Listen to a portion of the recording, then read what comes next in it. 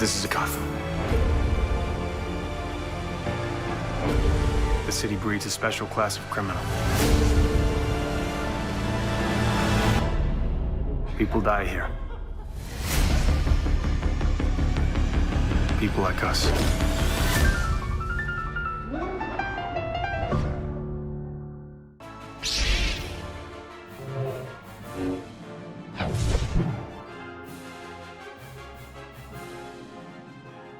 How's it going, my fellow Titans? Welcome to a brand new Titans video, and this is my in-depth breakdown on the Season 3 teaser trailer. And even though it's kind of short, as you know, these trailers like to put in like really fast-paced clips towards the end. There's a whole bunch of stuff to dive into, maybe things that you missed. Trust me, there is some speculation and some ambiguous scenes in this still that have got my brain racking a little bit, but I've got quite a few suggestions. So we're going to get into all of that stuff, the Joker stuff, the crowbar stuff, but also stuff outside of this trailer that we got teased with today are some comments from the showrunner himself, Greg Walker, in an interview that he had with Entertainment Weekly, and that's where we get our first look at Barbara Gordon in her wheelchair talking to Dick Grayson. We get another look at Jonathan Crane's Scarecrow and a bunch of context as to how Barbara's feeling and thinking when Dick Grayson returns to Gotham, all of that good stuff. So this is probably going to be a bit of a longer video than maybe what some newcomers to the channel would be expecting for just a mini teaser breakdown.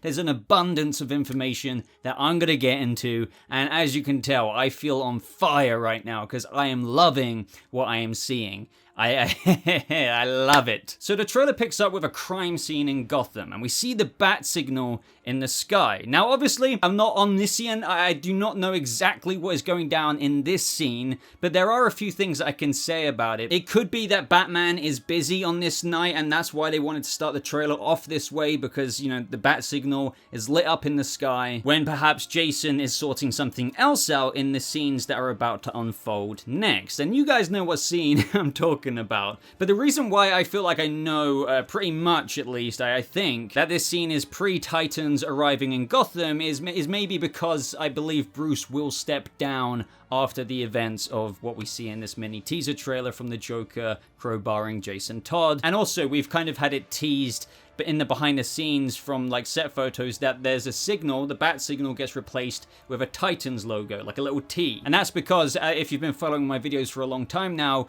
as I said, like it seems likely after the events with the Joker, Batman needs some time off. Maybe he asked Dick Grayson to come to Gotham with the Titans to keep a watch out on the city. That's how he ends up liaising with Commissioner Barbara Gordon, which is also an old rekindled romantic little flame that will be happening this season. But you get my idea. Bat signal is in this scene, so Batman's around, Titan signal is not present, so I'm guessing this is when Batman hasn't quite hung up the cape for a little temporary time off dealing with the stress of failing one of his Robins. But up next, guys, oh man, I feel so giddy just even talking about this. We see Jason Todd's Robin hop off his bike, or should I say the bike's already parked there, and he cuts the chains into the Joker's front porch, of which you have to think is Amusement Mile from the comics. If you didn't know already, which I know a lot of you do, that is Joker's kind of hangout place, as you can imagine. Just look at the location, is kind of perfect for him. Now, why the hell he would go there alone is a mystery in terms of this adaptation. We don't quite know right now, but it's going to be interesting to see if there's any similar bait being used as to some of the iterations of how Joker has lured Jason in the source material before. Now, some of you may be aware of this, some of you may not, but Jason has been lured into Joker's trap before because he had something on his mother and he wanted to, like, you know, he's been an orphan, basically. So obviously that's quite compelling for him to go into that situation. And scenes like this that you're seeing on screen right now make me think more about this. We see Jason crying on the phone. Could this be before his Red Hood moment, or should I say the Joker crowbarring moment where he's talking to his mother? I'm just saying, like, they could use that as a bait. That would be kind of source material accurate, but at the same time, I would still be very happy enough if Jason just ended up there out of his own kind of overconfidence and arrogance, because we're getting the Joker thing like a lot of people thought that we wouldn't get, but I've been trying to say we would get, albeit not seeing the Joker right up to the camera. It's more ambiguous than that. But yeah, what do you guys think about that? Do you think that a Joker lured Jason to Amusement Mall? Something to do with his parents, or more accurately, just his mother? Could that be what he was crying about in this very scene, and that's what leads him to go there and risk such a thing? That would be pretty cool, but even without that, as I said, I'm still more than happy with what we're about to talk about. As Jason walks into Amusement Mall, where the Joker, little does he know, is hanging out waiting for Jason Todd's Robin to arrive, the security of Amusement Mall, it seems to be dead and pinned up by the Joker, of which the cause of death is definitely seems to be laughing gas. Now, I really adored this moment, and this is a brilliant homage to Jack Nicholson's Joker design. I mean, you have to think that's deliberate. Some people already like calling this out as like whack kind of laughing gas effects or practical effects, but I'm like, but Barrera, do you not see the deliberate actions here, like in how it is meant to be? Like, for example, laughing gas is such a sadistic way, without me going into a massive tangent, but the reason why I really like the Jack Nicholson smile like that and the laughing gas effect that we see on the security guard is because laughing gas causes such muscle spasticity that as you guys know, but if you really think about it in this way, imagine how painful it would be if your face muscles were cramping with muscle spasticity, like causing it to get really stiff, and that's how you die as well. That is a horrible way to go, but even more poetic of the Joker, obviously, because you die with literal cramped, stuck muscles in your face. So this scene couldn't be any more brilliant if it tried to be, in terms of like one of the victims of the Joker. Now in this moment, Jason is obviously bewildered by this, and that's when the Amusement Mall clown in the box type stand behind him starts laughing with a Joker laugh. But borrowing from a future scene in this trailer, because as you know, they like to have moments that connect to moments that play like 20 seconds later, so to do it chronological in terms of events, yeah, this next scene in the trailer connects to this moment, and that, my friends, is Jason indeed getting crowbarred by the Joker. I think this is great. It's even better than what I thought, because I thought since the character is more or less embargoed, and if you don't know what that means, long story short, they can't really use him as the way they do in movies, but on TV, even streaming service shows, but I still heard through the grapevine that they were still doing the crowbar thing, and lots of people were still doubting that, but I was sticking to my guns like, well, I'm sure they can, just like the ominous kind of Batman figure in Season 1, Joker figure in Season 1's finale. We didn't actually see them up close, if you know what I mean. So I thought it'd be little subtle swipes of the crowbar with camera flashes, and that would be the best of what we got. But this makes even more sense, really. Standing in the distance, you see the Joker's silhouette almost, and like he's doing the thing. He's doing the thing.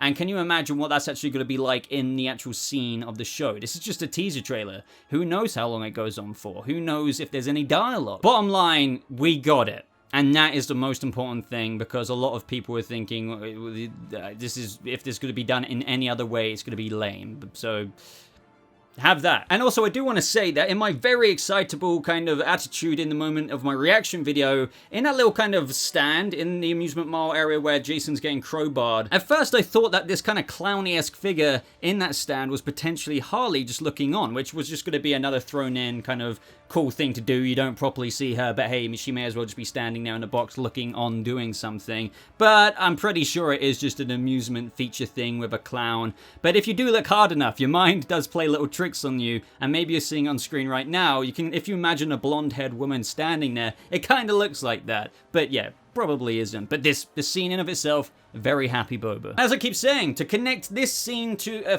a later scene, because it's very relevant and also kind of surprising to me, and I would love your input with this, we see the aftermath of Bruce Wayne learning about Jason's quote-unquote death, because one thing I don't think they're doing in this is the Lazarus Pit. I think it's going to be the whole kind of Arkham Knight-y kind of Bruce thought he died, and Jason didn't actually die, but he came back with the similar plotline, but all without being actually resurrected. But that still remains to be seen. But carrying on the Bruce Wayne thing, in Wayne Manor, we see England's Bruce once again, and to all the haters, I don't care. I still really love England's Bruce. It does actually make sense when you take into account the ages of all the other characters on the show, but that's another video. And in this moment, the camera pans to a bloody crowbar on the floor. Now, in my guesses, obviously, as I said, these are just quick clips, so for all we know, there's so much more context to the scene than what we're going to see in that moment, but I think he could find out through blood analysis that it's Jason's blood, considering this Bruce, in this situation, literally had trackers in Dick Grayson and Jason Todd in season 1. That's one way he could find out if it just is the crowbar left on the floor. But the thing is, who put the crowbar there? Now, the obvious answer is Joker, but then again, does Joker know who Bruce is in this and knows that he lives in Wayne Manor? That's not completely outside the realms of possibility, but I know that would spark interesting conversation amongst fans. Maybe you could argue it was Jason who left it there after feeling abandoned by Bruce, but he would be very beaten up. So, I mean, it's more likely Joker, but then that opens up the potential issue for some fans of why would Joker know where Ian Glenn's Bruce just lives and could kill him at any moment? Do you know what I mean? So what do you think of that? Who put the crowbar there? And does this mean that Joker did it and in so doing knows the Batman's identity? But I do really want to stress that in this scene, that for all we know, there's a post-it note or sticky note in a similar kind of way to other things we've seen, or even like Jared Leto's Joker, where it just says, haha, jokes on you, Batman, obviously signifying that it was Joker who killed him. But like, there's probably so much more to this scene than just a little crowbar being on the floor there. It'd be really cool if the armor was bloodied and trickled along the floor somewhere as well, but we just have to wait and see until we see this episode. Now, the next shot that I'm going to talk about is in Gotham once again, obviously, but there's a bunch more police presence, and in this scene, Nightwing is looking down upon them. Now, something big has clearly happened in this scene, and I'm still not sure if it connects to the first scene of the trailer, and I still don't know if the Titans are quite in Gotham in that moment. This is stuff that is still left open much to speculation and interpretation. I'm not sure if this moment pertains to the night of the Joker situation. For all we know, this could be a scene later on, a few episodes into the season, perhaps due to the criminal breaking out. And what do I mean by that? Well, more information on that with the showrunner discussion in that article after the trailer breakdown. But we hear Dick Grayson say to someone, or maybe multiple, for example, members of the Titans, warning them about Gotham. I mean, it's not San Francisco, this is freaking Gotham, and I think this is a really good line because Gotham is arguably the worst of the worst. It's sure you could say, yeah, but there's other criminals and other, but this is Gotham. So I really appreciate when he says, this is Gotham, the city breeds a special class of criminal.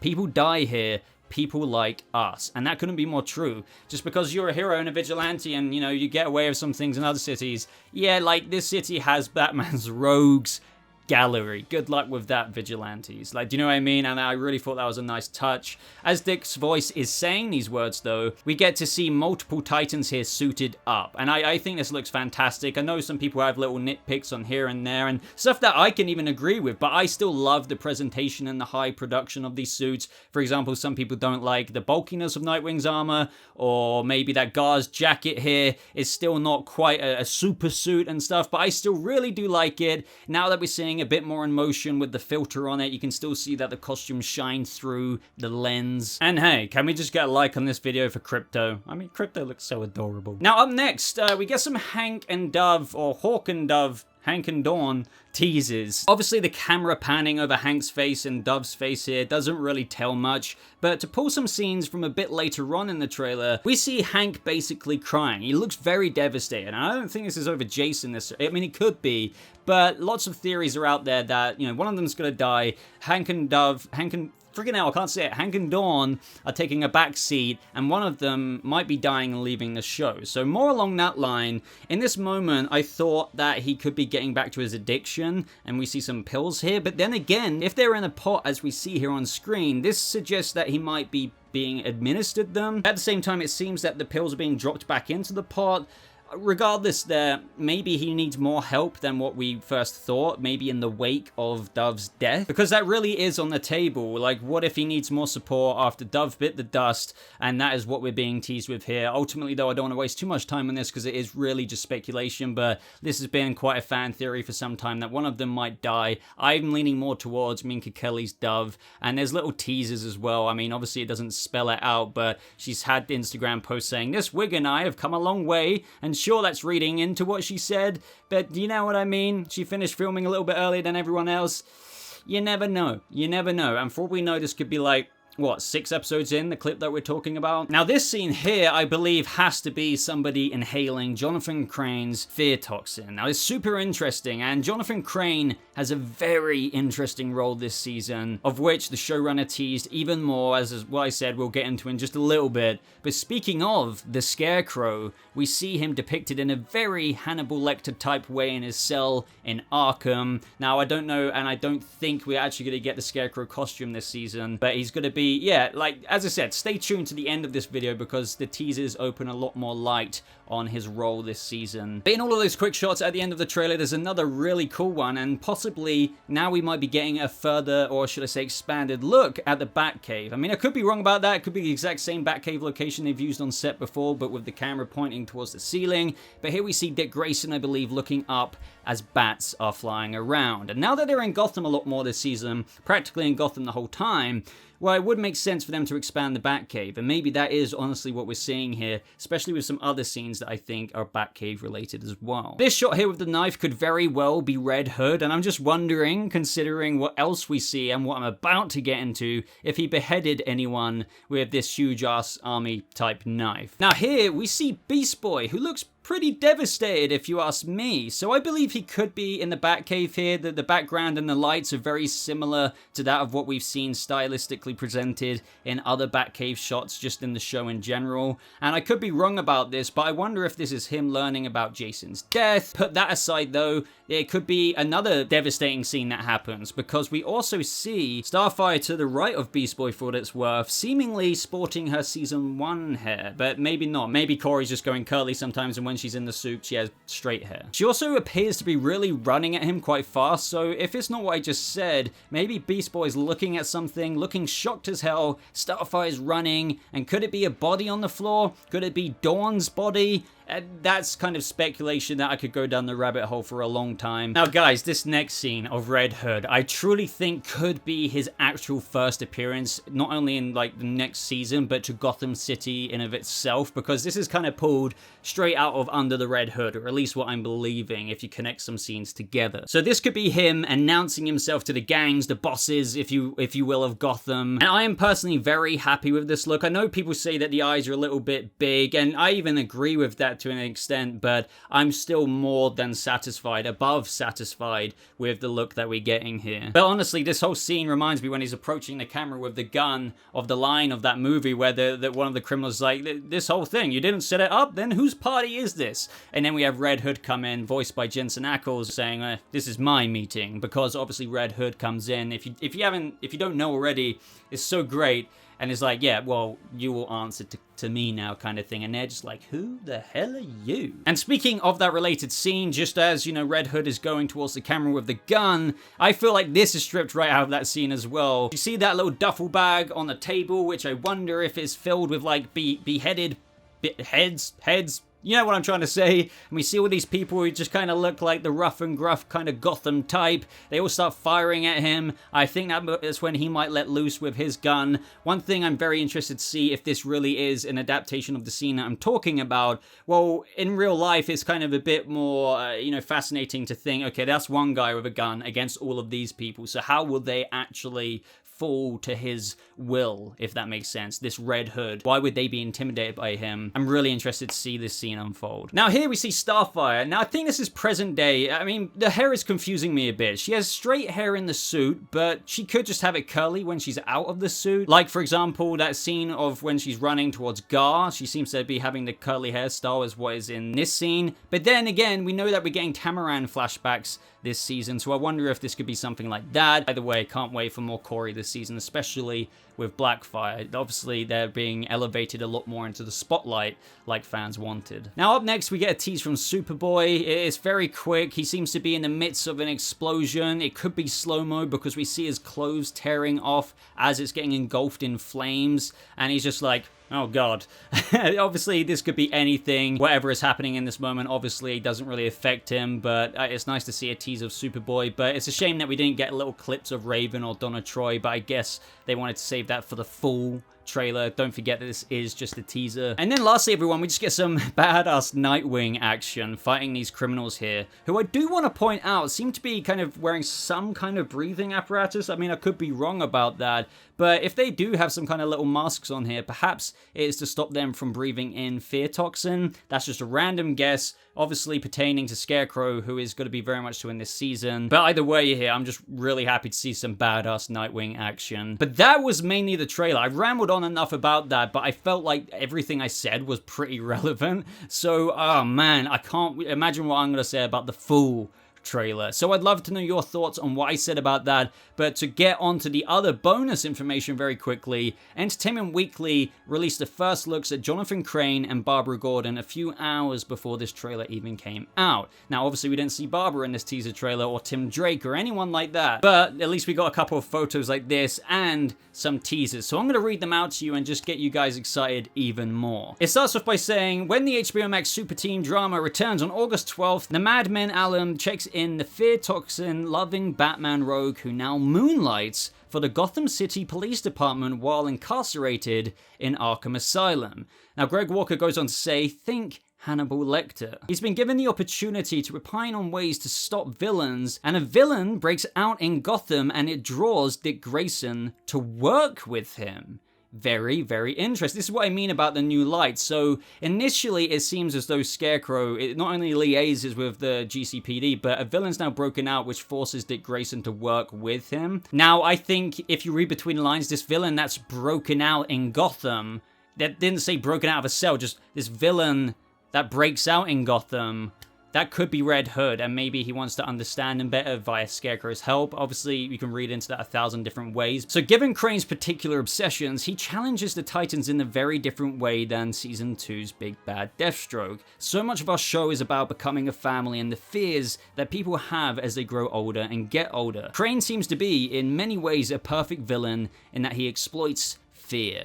The human mind and heart becomes the battlefield. This is someone who's working off your feelings and your emotions, and that's where we want to live. So that all just sounds like eye candy to me. The article goes on to say that Walker believes the audience will be very impressed with Carthize's turn as Crane. This is a learned psychologist who understands the human mind, but also has a deep, dark vendetta to destroy people in a way that you need to be able to manifest as an actor, to find the broken and the mania. And Carthizer handles both very well. So he's basically bigging up the actor behind Scarecrow there, saying, trust me, his performance is what you would expect from somebody as twisted as Jonathan Crane's Scarecrow. Crane's introduction into the world of Titans arrives as the titular squad of young capes led by Dick, aka Nightwing, relocates from San Francisco to Gotham City. When Dick returns to his bedeviled hometown, he rekindles his romance and strikes up a new partnership with Barbara Gordon, Batgirl turned GCPD commissioner. Teaming up for the couple reckon with Batman and Jim Gordon's messy crime-fighting legacy and hopefully find a better way of protecting the city. Which is when we get our first look at Savannah Welsh as Barbara Gordon turned commissioner. Now the little teaser that we get of this is in our story with Dick returning to Gotham, and Gotham is a huge character this season. It's about sons and daughters and stepping into the shadows of your parents, says Greg Walker.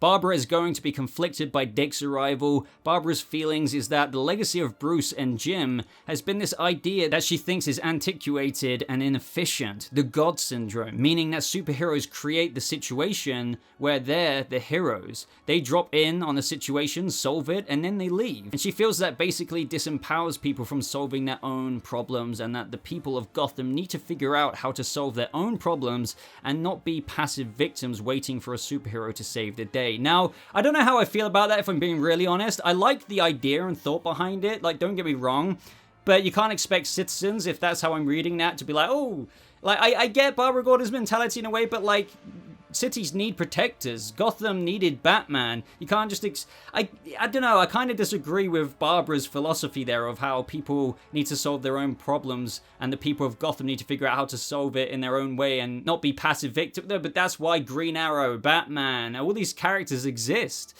So I don't know. I don't know. I mean, I'm not trying to be negative here, but I would love to know your thoughts on that. Maybe it'll be different when I see it. And reckoning with Batman's legacy also forces Dick to examine how he leads the Titans. Gotham brings out leadership qualities that Dick has to assess to see whether they're his own, true Nightwing, or are they patterns inherited from a father who he needs to differentiate himself from, which, you know, is kind of leaning more into the, you know, the scars almost of Batman in this backstory of Titans, which was very much so explored in season 1. They reconciled, but there's still maybe Batman's questionable methods, if you will, that he is always disagreed with. In the end, discovering a better way to save the day will be a team effort, says Greg Walker. The diversity of our cast and the diversity of our characters really comes into play in the end about how we're able to conquer what seems to be the unconquerable. And that is it, to be honest. So, you know, I could go into that a little bit more, but I feel like it does speak for itself. I'm going to have to wait to see how that does pan out. I like the idea of the Titans coming together as family,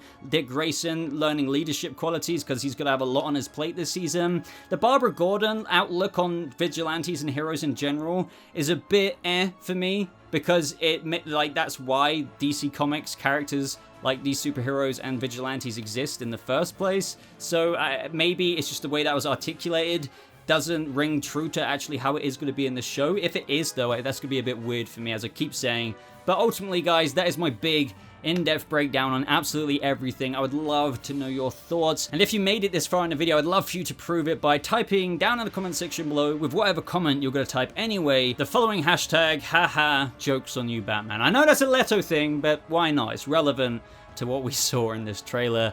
And let me know what you thought about all of the extra details from the Entertainment Weekly article that the showrunner detailed. But that's absolutely everything, guys, so check out the links in my top pinned comment if you want to follow me on Twitter and join my Discord server to talk about this with me personally and other fans.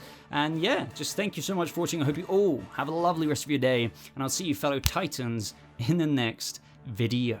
Goodbye.